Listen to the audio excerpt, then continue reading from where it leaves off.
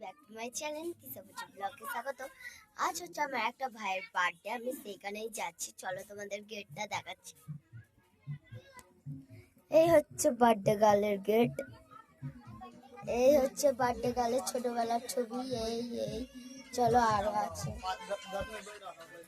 কত লাইটিং দেখতেই পাচ্ছ, সব কত লোক বাচ্চারা সব। এই দেখো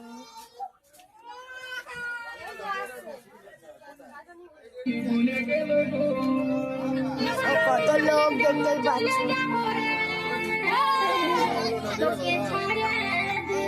সব এখানে সব ডেকোরেশন।